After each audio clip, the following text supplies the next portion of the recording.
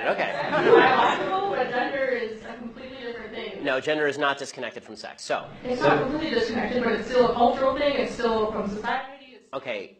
No, it is not in the mind. Okay, you're not a man if you think you're a man. And I didn't say pretending, or if I did, I shouldn't have said pretending. Let me amend. You said playing. Okay, I said a boy who thinks he's a girl. That's the usual phraseology I use. Not playing. I usually say a boy who thinks he's a girl or a girl who thinks he's a boy, which is technically what we're talking about here. As far as the actual psychological issues at play, it used to be called gender dysphoria or gender identity disorder. Now they call it gender dysphoria. The idea that sex or gender are malleable is not true.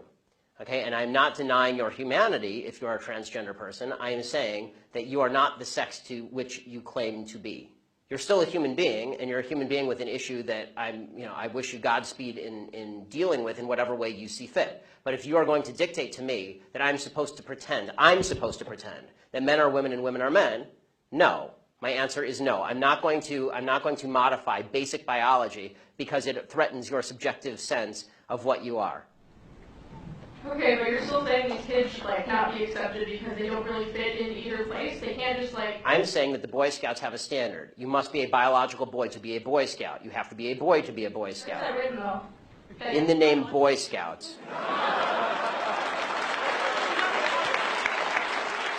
Because this is a very because for all of human history, boy meant boy and girl meant girl. Boy did not mean girl.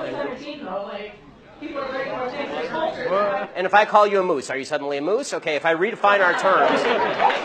No, yes, that's right. Men and women are a completely different thing. This is true. Have you ever met a man or a woman? They're completely different. It's a completely different thing. You can't just say you're a cat. It's not a thing. It's genders. It's not saying you're okay, why is that? I don't understand. Why? Okay, let me ask you this. Okay, I won't ask you how old. I will ask you how old you are, okay? Because you're young enough that it's probably not insulting to ask you. So. I'm 22, so I'm probably young and naive, right? No. Why aren't you 60?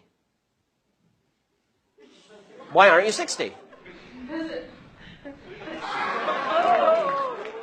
And why can't you identify as 60? What is the problem with you identifying as 60? It's not the same as gender. You can't just... You're right. Age is significantly less important than gender.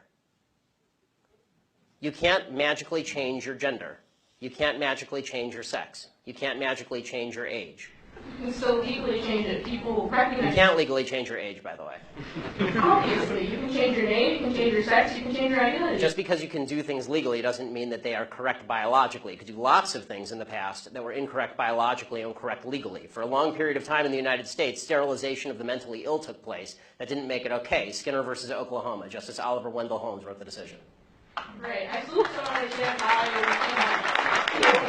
how these children that are... It's not a matter of open-minded and accepting. I want them to get treatment that they see fit, but that's not involving me. The idea behind the transgender movement as a civil rights movement is the idea that all of their problems would just go away if I would pretend that they were the sex to which they claim membership. That's nonsense. The transgender suicide rate is 40%. It is 40%.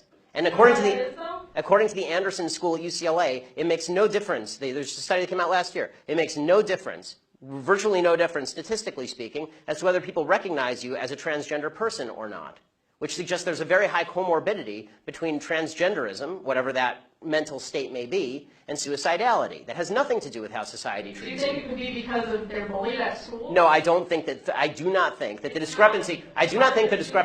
First of all, I'm against bullying of any sort. Okay, the idea that somebody would beat somebody up is terrible. Okay, as somebody who's viciously bullied in high school, I'm not a fan of bullying. But the idea that the normal suicide rate across the United States is 4%. The suicide rate in the transgender community is 40%. The idea that 36% more transgender people are committing suicide because people are mean to them is ridiculous. It's not true, and it's not backed by any science that anyone can cite. It is pure conjecture. In fact, it's not even true that bullying causes suicide, according to a lot of studies. For example, in the black community, where the idea is supposedly that America is a racist society, blacks are bullied a lot. Okay, in the black community has significantly lower suicide rates than in the white community. In fact, in third world countries, the suicide rate is significantly lower than in first world countries. Suicide actually seems to be a privilege of the upper classes, if you actually look at it from a financial perspective.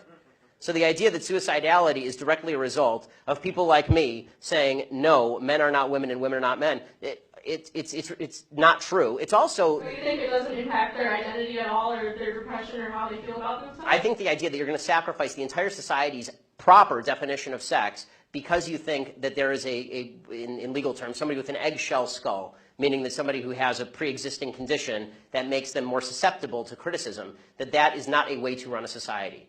You can't sacrifice truth because some people are going to actually suffer because of the truth.